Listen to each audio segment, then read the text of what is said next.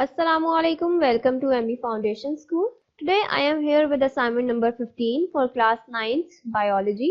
We have chapter number 6 enzymes in our assignment 15. Enzymes के chapters में हमने definition और कैरेक्टरिस्टिक्स एंजाइम्स की डिस्कस करनी है। देन मैकेनिज्म है एंजाइम का, की and lock model, specificity of enzyme है। सबसे पहले तो हम देखते हैं कि एंजाइम्स होते क्या है, एंजाइम्स किस तरह से फंक्शन करते हैं बॉडी में। हमारी बॉडी में डेली बेसिस पर थाउजेंड्स ऑफ केमिकल रिएक्शन हो रहे होते हैं जिन्हें हम मेटाबॉलिज्म कहते हैं। हमारी बॉडी में कुछ मेटाबॉलिक रिएक्शंस चल रहे होते हैं। उन मेटाबॉलिक रिएक्शंस में कुछ ऐसे रिएक्शंस होते हैं जिसमें कंस्ट्रक्शन है, मींस के वो कुछ सिंथेसिस कर रहे हैं, और कुछ ऐसे रिएक्शंस होते हैं जो कि ब्रेक डाउन ऑफ मॉलिक्यूल्स कर रहे होते हैं जिन्हें हम डिस्ट्रक्टिव एक्टिविटीज कह सकते हैं, जिसे कैटाबॉलिक रिएक्शन भी कहते हैं। कुछ जो ऐसे रिएक्शंस हैं जिसमें कुछ सिंथेसिस हो रही है वो एनाबॉलिज्म कहलाता है, और ऐसा मेटाबॉलिज्म जिसमें मॉलिक्यूल्स की डिस्ट्रक्शन हो रही होती है, मॉलिक्यूल ग्रेटर से स्मॉलर पार्ट्स में टूट रहे होते हैं, वो कैटाबॉलिज्म कहलाता है। तो ये रिएक्शंस जो हैं इन्हें प्रोसीड करने के लिए कुछ ना कुछ ऐसा रिक्वायर्ड होता है जो कि उन रिएक्शंस को स्पीड अप कर दे। इन केमिकल रिएक्शंस को कंप्लीट होने के लिए कुछ पर्टिकुलर कंडीशंस चाहिए होती है, जैसे कि कुछ पर्टिकुलर टेम्परेचर है, प्रेशर है, इसके अलावा एक मिनिमम अमाउंट ऑफ एनर्जी है केमिकल रिएक्शन को प्रोसीड करने के लिए जरूरी होती है।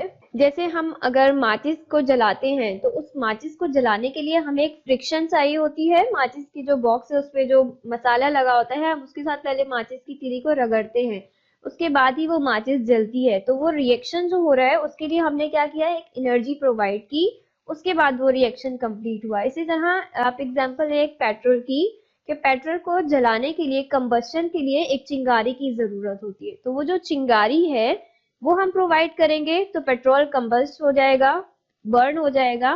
तो वो जो चिंगारी है वो यहाँ एज अ एक्टिवेशन एनर्जी काम कर रही है। तो जो मिनिमम अमाउंट ऑफ एनर्जी है जो किसी भी केमिकल रिएक्शन को प्रोसीड करने के लिए जरूरी है वो एक्टिवेशन एनर्जी कहलाती है। और एंजाइम्स क्या करते हैं, एंजाइम जो है वो केमिकल रिएक्शंस को स्पीड अप करते हैं इस एक्टिवेशन एनर्जी को लो करके। जब एक्टिवेशन एनर्जी लो हो जाती है तो chemical reaction automatically speed up हो जाता है। सो डेफिनेशन क्या है एंजाइम्स की, enzymes are the facilitators or special molecules which are made up of mostly proteins called enzymes। ऐसे facilitators हैं, ऐसे special molecules हैं जो कि प्रोटीन से मिलकर बने हैं, उन्हें enzymes कहा गया है। enzymes जो है उसके मीनिंग अगर हम इस वर्ड को ब्रेक करके देखें, in मीन्स होता है inside, enzyme मीन्स होता है yeast। ये enzyme फर्स्ट जो था वो नेम दिया गया था इसे ऑब्जर्व करने के बाद एक फ्रूट सैप में, एक फ्रूट लिक्विड में, जिसे कन्वर्ट कर दिया गया था अल्कोहल में। अब जो है एंजाइम की जो न्यू डेफिनेशन है वो है दे आर बायोकैटलिस्ट। एंजाइम्स को बायोकैटलिस्ट कहा जाता है। कैटलिस्ट कहते हैं मॉलिक्यूल जो कि किसी भी रिएक्शन को स्पीड अप कर देता है और खुद उस रिएक्शन में इन्वॉल्व नहीं होता, और साथ ही वो उस रिएक्शन की एक्टिवेशन एनर्जी को लोअर कर देता है। कुछ कैरेक्टरिस्टिक्स हैं एंजाइम्स के, कुछ खास खसूसियात हैं। फर्स्ट क्या है, एंजाइम्स आर बायोकैटलिस्ट। बायोकैटलिस्ट होते हैं, मोस्टली प्रोटीन से मिलकर बने हैं, ग्लोब्यूलर प्रोटीन्स होती हैं। बॉडी में दो तरह की प्रोटीन्स पाई जाती हैं, फाइब्रस प्रोटीन्स एंड ग्लोब्यूलर। तो प्रोटीन्स जो एंजाइम्स में पाई जाती हैं वो ग्लोब्यूलर प्रोटीन्स होती हैं। फोल्डेड चेन्स होती हैं अमाइनो एसिड्स की, जो एक स्पेसिफिक शेप में हमें देखने को मिलती हैं। This shape is determined by sequence of amino acids. ये जो है शेप हमें एक पर्टिकुलर सीक्वेंस होता है अमाइनो एसिड्स का जो एक साथ बॉन्डेड होते हैं, जैसे कि हाइड्रोजन बॉन्ड्स होते हैं। इसी तरह से एंजाइम्स की भी बॉन्डिंग होती है जो एक स्पेसिफिक स्ट्रक्चर देती है उन्हें। एंजाइम्स रिएक्शंस को स्पीड अप करते हैं जो एक्टिवेशन एनर्जी है उसे रिड्यूस करने के बाद। देन सेकंड कैरेक्टरिस्टिक है when an enzyme starts a chemical reaction catalyzes the reaction, hence does not utilize itself, which means even a single or little amount of enzyme can start a reaction and catalyze fastly। जो enzyme है वो chemical reaction को start करता है, उसे speed up करता है, लेकिन वो खुद उसमें यूटिलाइज नहीं होता, वो खुद उसमें कोई पार्ट नहीं लेता, बल्कि सिर्फ उसको स्पीड अप करने के लिए, उसको फास्ट करने के लिए इस्तेमाल होता है। There presence does not affect the nature और प्रॉपर्टीज ऑफ एंड प्रोडक्ट। जो एंड प्रोडक्ट बनेगा एंजाइम के ऐड होने के बाद उस पे कोई भी इफेक्ट नहीं आएगा, मींस एंजाइम जो है वो किसी भी प्रोडक्ट पे इफेक्ट नहीं करेगा। Reactant of enzymes are called substrate. जो एंजाइम्स के रिएक्टेंट्स होते हैं उन्हें सबस्ट्रेट कहा जाता है। They are very specific in their action, बहुत स्पेसिफिक होते हैं।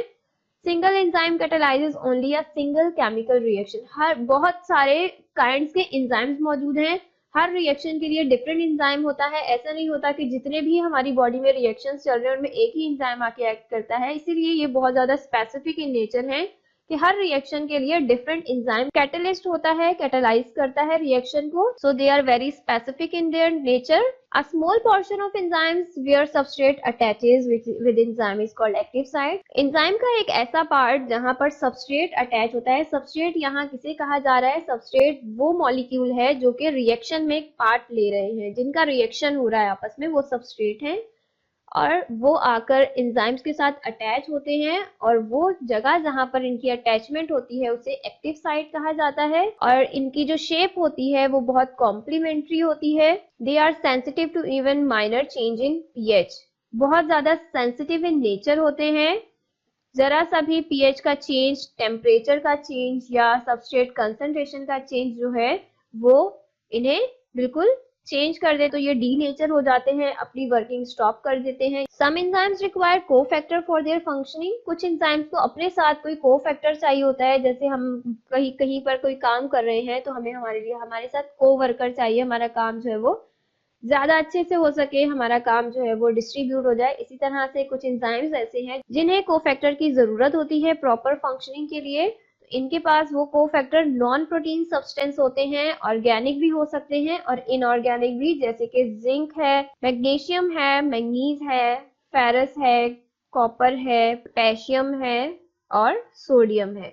द ऑर्गेनिक फैक्टर्स आर, और जो ऑर्गेनिक फैक्टर्स हैं उनमें NADP, NAD एंड FAD वो as a enzyme cofactor use होते हैं। Cofactors can be categorised into prosthetic group if organic factors are tightly bound to an enzyme, and coenzymes if organic cofactors are loosely attached with an enzyme. cofactors tightly bound होंगे enzymes के साथ तो उन्हें cofactor कहा जाएगा, और अगर loosely होंगे तो उन्हें हम coenzymes कह रहे होते हैं। Many enzymes work in sequential manner to produce a specific product. This pathway is called metabolic pathway. कुछ एंजाइम्स ऐसे हैं जो एक सीक्वेंस में काम कर रहे होते हैं स्पेसिफिक प्रोडक्ट देने के लिए, तो उनका जो पाथवे है वो मेटाबॉलिक पाथवे कहलाता है। Activity of enzymes can be enhanced by activator and can be decreased by inhibitor. इन एंजाइम्स की एक्टिविटी को इंक्रीज और डिक्रीज भी किया जा सकता है। इंक्रीज होते हैं एक्टिवेटर्स की वजह से और डिक्रीज होते हैं इनहिबिटर्स की वजह से। An enzyme inhibitor is a molecule that binds to an enzyme and decreases its activity. Enzyme inhibitor जो है वो एंजाइम के साथ बाइंड हो जाता है और वो उसकी एक्टिविटी को डिक्रीज कर देता है, कम कर देता है। Blocking an enzymes activity can kill a pathogen. और इस तरह जो भी एंजाइम की एक्टिविटी है अगर उसे ब्लॉक कर दिया जाए तो वो पैथोजन को किल करने में भी हेल्प करती है। यूजेस ऑफ एंजाइम्स, कहाँ एंजाइम्स को हम यूज कर सकते हैं? Many enzymes are used commercially in industries. Industries में हम कमर्शियली यूज कर रहे होते हैं। So most common industries are paper industry, जहां पर हमें सेलुलोज मिलता है पेपर मेकिंग के लिए। फूड इंडस्ट्री में हम बेकरी प्रोडक्ट्स जैसे पिज्जा है या ब्रेड है, ब्रेड मेकिंग में यूज करते हैं एंजाइम्स को। ब्रीविंग इंडस्ट्री, जहां पर हम शुगर से अल्कोहल बनाते हैं या और डिफरेंट चीजों से अल्कोहल बनाते हैं। बायो डिटर्जेंट्स हैं to use to remove different kinds of stains जो दाग होते हैं उन्हें रिमूव करने के लिए जो केमिकल्स यूज हो रहे होते हैं उनमें भी एंजाइम्स का यूज होता है। Then factors affecting the activity of enzyme. Enzymes की एक्टिविटी को कौन से ऐसे फैक्टर्स हैं जो असरअंदाज करते हैं? In nature organisms adjust the condition of their enzymes to produce an optimum rate of reaction. Nature जो है ऑर्गेनिजम्स में एडजस्ट करके रखती है ऐसी कंडीशंस जो कि एंजाइम्स को ऑप्टिमम रेट ऑफ रिएक्शन पे रखती है ताकि वो प्रॉपर रिजल्ट्स दे सके। नेचुरली हमारी बॉडी में ऐसी कंडीशंस होती हैं जो एंजाइम्स की वर्किंग के लिए बहुत अप्रोप्रिएट होती हैं। और कभी कभार ऐसा होता है कि कुछ कंडीशंस एक्सट्रीम होने की वजह से फिर एंजाइम की एक्टिविटी बहुत ज्यादा अफेक्ट होती है। सबसे पहले है substrate concentration. It has been shown experimentally that if the amount of enzyme is kept constant, अगर एंजाइम का अमाउंट कांस्टेंट रखा जाए तो substrate concentration is gradually increase. जो सबस्ट्रेट कंसंट्रेशन है वो इंक्रीज हो जाती है। सबस्ट्रेट यहाँ क्या है, वो मॉलिक्यूल जो रिएक्शन में पार्ट ले रहा है। The reaction velocity will increase until it reaches the maximum. जो रिएक्शन की velocity है वो increase हो जाती है maximum तक, after which further increase in the substrate concentration produces no significant change in the rate reaction. Further increase in substrate concentration significant change produce नहीं कर लेता। Enzymes molecule are saturated with substrate. जो enzyme के molecule हैं वो saturated होते हैं substrate साथ। The excess substrate molecules cannot react until the substrate already bound to enzyme. जो excess amount of substrate है molecule का वो react नहीं करेगा जब तक कि वो बिल्कुल bound नहीं हो जाता enzymes के साथ reaction के लिए। Then temperature है।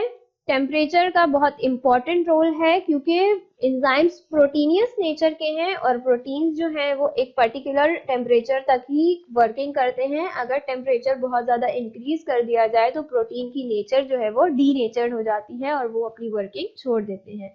इसीलिए एंजाइम्स की एक्टिविटी जो है वो भी टेम्परेचर पर डिपेंड करती है, किस तरह से कितना टेम्परेचर देने पर इंक्रीज हो जाती है एक्टिविटी और कितने टेम्परेचर देने पर डिक्रीज कर देती है एक्टिविटी। यहाँ एक ग्राफ गिवन है जिसमें इफेक्ट ऑफ टेम्परेचर बताया गया है। जो ऑप्टिमम टेम्परेचर है वो 37 डिग्री सेल्सियस है। अगर 37 डिग्री सेल्सियस से ज्यादा का टेम्परेचर दिया जाता है तो प्रोटीन्स जो हैं एंजाइम्स में वो डीनेचर हो जाते हैं और अपना वर्क छोड़ देते हैं। पीएच और enzymes are also sensitive to pH. PH से बहुत ज्यादा सेंसिटिव होते हैं क्योंकि वो प्रोटीनियस नेचर के हैं। All enzymes work at their maximum rate at narrow range of pH. The point where the enzyme is most active is known as optimum pH. जहां पर एंजाइम्स बहुत ज्यादा एक्टिव होते हैं वो उनकी ऑप्टिमम पीएच कहलाती है। For example pepsin works at a low pH. जो पेप्सिन है वो बहुत लो पीएच पे काम करती है, that is it is highly acidic, क्योंकि वो बहुत ज्यादा हाईली एसिडिक है। While trypsin works at high pH, और जो ट्रिप्सिन है वो बहुत हाई पीएच पे होती है तो वो बेसिक नेचर की है। तो most enzymes work eight neutral pH. जो मोस्टली एंजाइम्स हैं वो न्यूट्रल पीएच पे ही काम कर रहे होते हैं, जो कि small changes in pH above और below optimum do not cause a permanent change to the enzyme. अगर बहुत छोटी सी चेंजेस हैं पीएच में से कोई परमानेंट चेंज नहीं आता एक्टिविटी ऑफ एंजाइम्स में, since the bonds can be reform. तो जो बॉन्ड्स हैं वो दोबारा से बन सकते हैं। However extreme changes in pH can cause enzymes to denature. अगर बहुत ज्यादा चेंजेस हो जाती हैं पीएच लेवल में तो इसकी वजह से एंजाइम्स डीनेचर हो जाता है और वो अपना फंक्शन लूज कर देता है। Mechanism of enzyme action. Enzyme किस तरह से एक्शन करता है, क्या मैकेनिज्म होता है। Enzyme catalyse the reaction by attaching to substrate which ends to the product formation. Enzyme exposes its active site to attract specific substrate, enzyme substrate complex ESC, after which the product is formed and enzyme is detached from it and used again for the same reaction. यहाँ हम diagram के through देखते हैं, ये enzyme है जिसमें active site मौजूद है जहां पर आकर स्पेसिफिक सबस्ट्रेट ही अटैच होता है। अब ये सबस्ट्रेट क्या है, यहाँ पर इसकी एग्जांपल हम ले लेते हैं। ये है ग्लूकोज। ग्लूकोज है, ग्लूकोज का सबस्ट्रेट आकर स्पेसिफिक एंजाइम्स के साथ अटैच होगा। यहाँ आने के बाद ये बना लेता है एंजाइम सबस्ट्रेट कॉम्प्लेक्स।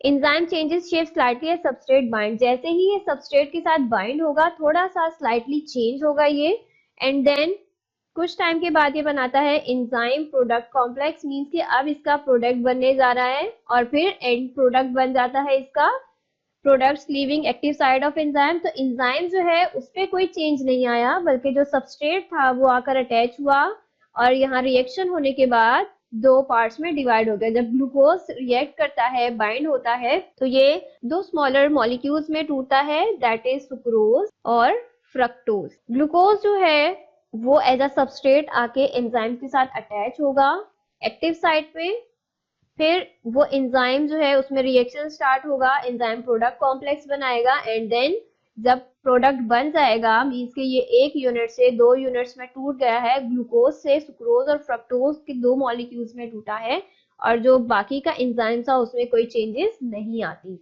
इसीलिए ये खुद को इन्वॉल्व नहीं करता रिएक्शन में, बल्कि सिर्फ रिएक्शन को स्पीड अप करता है। ये मैकेनिज्म होता है एंजाइम के एक्शन का। Then action of enzyme. In order to understand the mechanism of enzyme action, two theories are proposed. दो तरह की theories दी गई थी, lock and key model और induced fit theory. Lock and key model क्या था? It was first postulated by Emil Fischer in 1894. 1894 में Emil Fischer थे साइंटिस्ट जिन्होंने बताया enzymes lock and key model.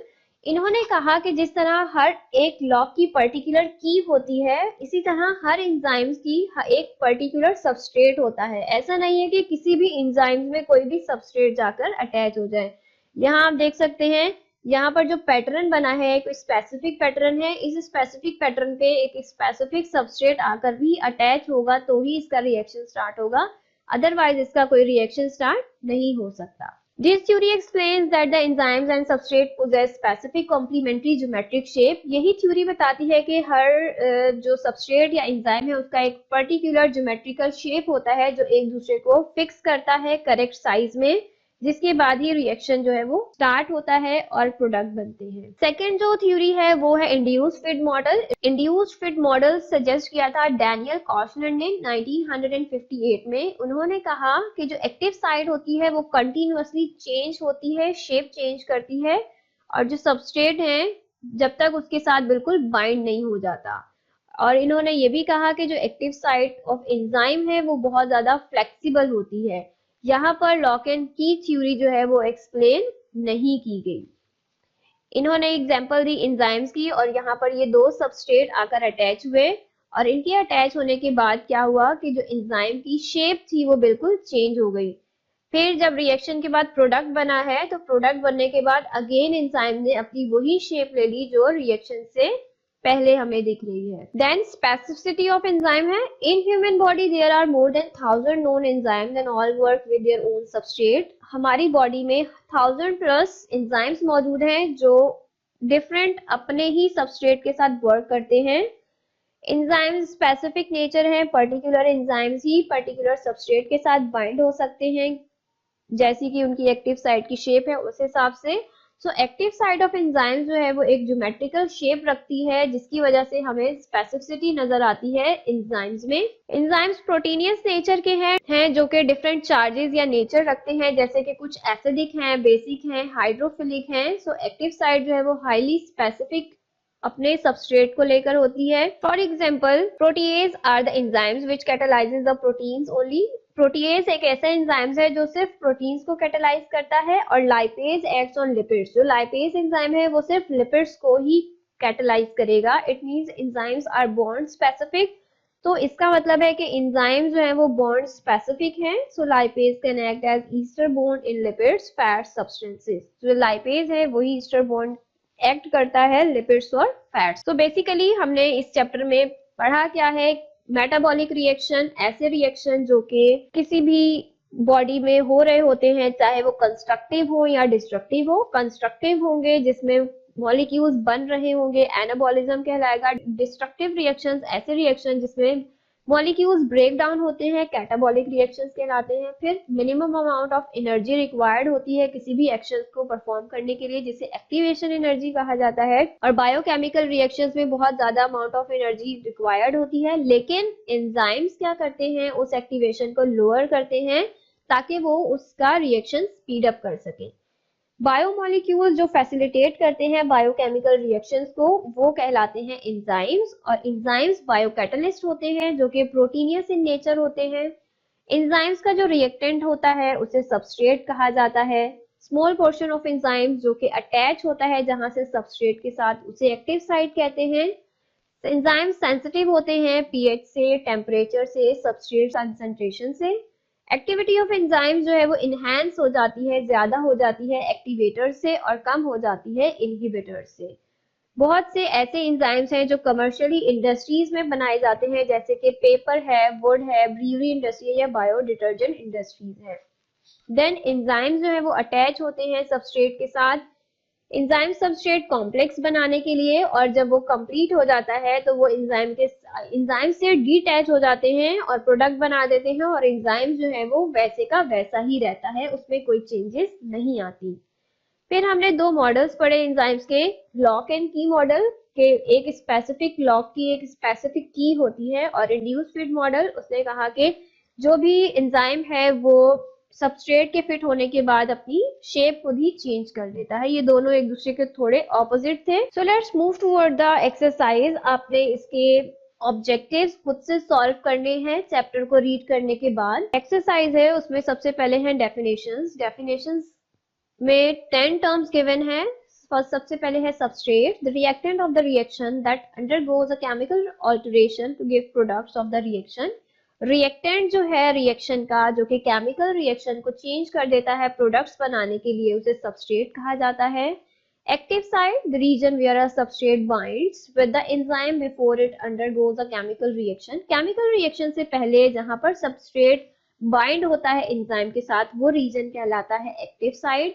Inhibitor, a substance that decreases the rate or stops completely a chemical reaction। ऐसा substance जो कि chemical reaction को decrease करता है या बिल्कुल उसे stop कर देता है, उसे inhibitor कहते हैं। Activator, a substance used to induce or accelerate a chemical reaction। ऐसा substance जो कि chemical reaction को increase करता है, accelerate करता है, उसे activator कहते हैं। Then है anabolism, a metabolic process in which complex molecules are synthesized from simpler ones with the storage of energy, constructive metabolism।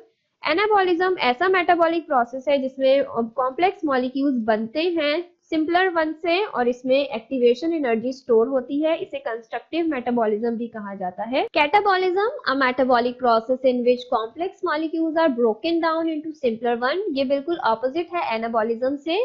इसमें कॉम्प्लेक्स मॉलिक्यूल्स ब्रोकन डाउन होते हैं सिंपलर वन में, और इसमें एनर्जी रिलीज होती है, और इसे डिस्ट्रक्टिव मेटाबॉलिज्म भी कहते हैं। Activation energy is the minimum energy required to cause a process such as chemical reaction to occur. Activation energy एक मिनिमम अमाउंट ऑफ एनर्जी है जो रिक्वायर्ड होती है किसी भी केमिकल रिएक्शन को स्टार्ट करने के लिए। बगैर एक्टिवेशन एनर्जी के कोई भी रिएक्शन स्टार्ट नहीं होता। Cofactor is a non-protein chemical compound that tightly and loosely binds with an enzyme or other protein molecule। Cofactor non-proteinaceous chemical compounds होते हैं जो कि tightly या loosely bound होते हैं enzymes के साथ या किसी और protein molecules के साथ। Prosthetic group, a tightly bound non-polypeptide structure required for the activity of an enzyme or other protein, for example the hemoglobin। Prosthetic group जो है वो ऐसा कोफैक्टर होता है जो बिल्कुल टाइटली बाउंडेड होता है नो पॉलीपेप्टाइड स्ट्रक्चर के साथ, और ये एंजाइम की एक्टिविटी या किसी और प्रोटीन की एक्टिविटी के लिए रिक्वायर्ड होता है।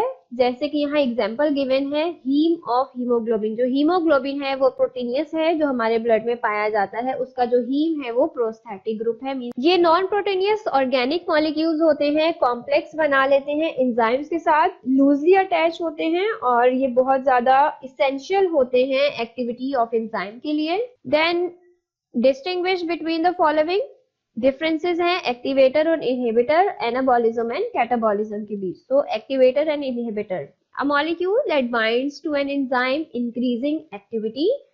ऐसा मॉलिक्यूल जो किसी भी एंजाइम के साथ बाइंड हो जाता है, जुड़ जाता है, तो वो उसकी एक्टिविटी को इंक्रीज कर देता है। Inhibitor, a molecule that binds to enzyme decreasing the activity. ये किसी भी एंजाइम के साथ बाइंड होने के बाद उसकी एक्टिविटी को डिक्रीज कर देता है।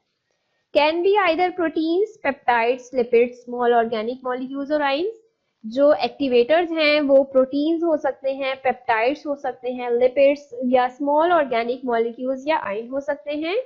और इनहिबिटर्स जो हैं वो दो टाइप्स के होते हैं, रिवर्सिबल और इरिवर्सिबल। एग्जांपल है एक्टिवेटर्स में कैल्शियम एंड मैग्नीशियम आयंस, और इनहिबिटर में pharmaceutical drugs. Anabolism and catabolism, anabolism is chemical process where simple substances are synthesised into complex molecule. Anabolism एक ऐसा केमिकल प्रोसेस होता है जिसमें सिंपलर सब्सटेंसेस से कॉम्प्लेक्स मॉलिक्यूल्स बनते हैं, और कैटाबॉलिज्म एक ऐसा केमिकल प्रोसेस होता है जिसमें लार्ज मॉलिक्यूल्स ब्रेक डाउन हो जाते हैं स्मॉलर मॉलिक्यूल्स में। It is constructive phase of metabolism, metabolism का कंस्ट्रक्टिव फेज होता है, और कैटाबॉलिज्म जो है वो डिस्ट्रक्टिव फेज होता है। एनाबॉलिज्म रिक्वायर्ड एनर्जी और catabolism does not required energy.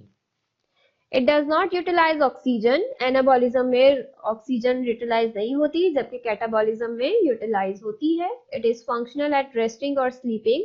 Anabolism जो है वो फंक्शनल होता है जब बॉडी रेस्ट में होती है या स्लीपिंग पोजीशन में होती है, और कैटाबॉलिज्म जो है वो तब होता है जब बॉडी एक्टिविटीज कर रही होती है। शॉर्ट आंसर्स हैं, why enzymes are specific in nature, क्यों एंजाइम्स स्पेसिफिक है नेचर में। जैसा कि हमने पहले देखा कि एंजाइम्स जो है वो स्पेसिफिक इन नेचर है क्योंकि उनकी जो एक्टिव साइट है वो बहुत ज्यादा स्पेसिफिक होती है उसकी शेप और साइज की वजह से। जो सबस्ट्रेट है वो वैसा ही सबस्ट्रेट अपने साथ अटैच करती है या उसे एक्सेप्ट करती है जो कि उस शेप में बिल्कुल फिट आता है, इसीलिए एंजाइम्स स्पेसिफिक इन नेचर होते हैं। How enzymes reduces the amount of activation energy, enzymes किस तरह से एक्टिवेशन एनर्जी की अमाउंट को रिड्यूस करती है। Enzymes are large protein that bind small molecules, enzymes जो है वो लार्ज प्रोटीन होते हैं जिसके साथ स्मॉल मॉलिक्यूल्स बाइंड होते हैं।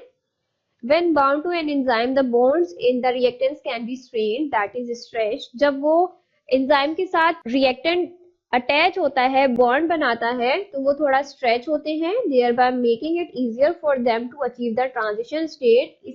ऐसा करने से उनके लिए easier हो जाता है एक ट्रांजिशन स्टेट को अचीव करना।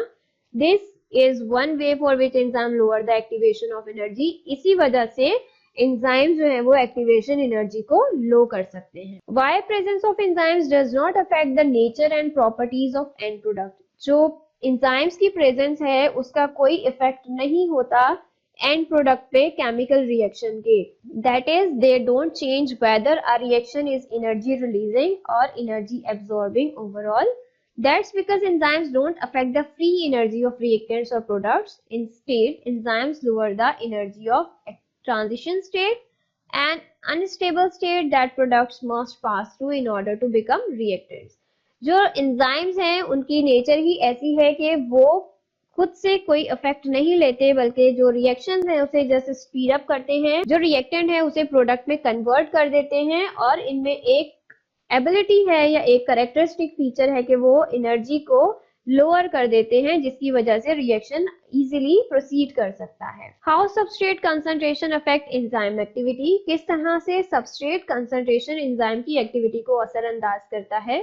इंक्रीजिंग सबस्ट्रेट कंसंट्रेशन, सबस्ट्रेट की कंसंट्रेशन को इंक्रीज करना, also increase the rate of reaction to a certain point, तो जो रेट ऑफ रिएक्शन है वो भी इंक्रीज हो जाता है एक सर्टेन पॉइंट तक।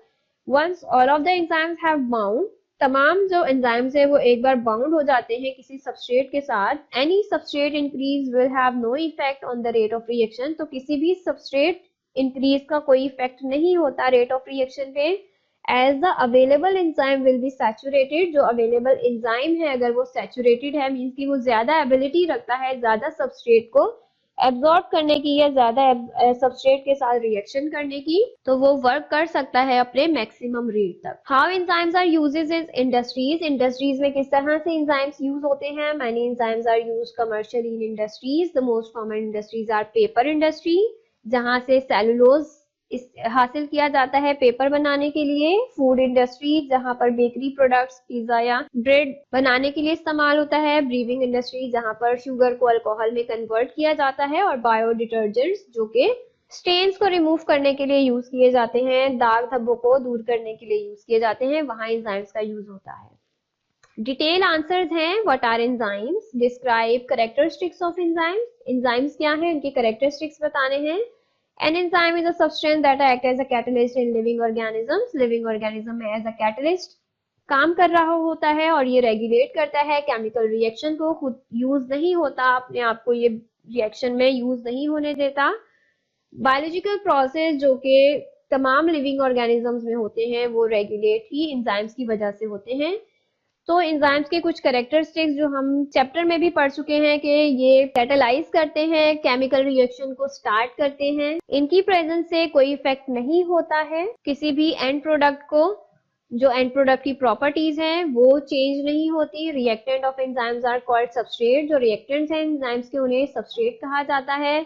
बहुत स्पेसिफिक इन एक्शन है, single enzyme catalyse only a single chemical reaction, एक सिंगल एंजाइम एक ही रिएक्शन कंप्लीट करता है या उससे रिलेटेड जो ग्रुप है उनका रिएक्शन कंप्लीट करता है। A small portion of enzymes where substrate attaches with enzyme is called active site. ऐसा स्मॉल पोर्शन ऑफ एंजाइम जहां से सबस्ट्रेट अटैच होता है एंजाइम के साथ वो जगह एक्टिव साइट कहलाती है। और shape of active site is complementary to shape of substrate.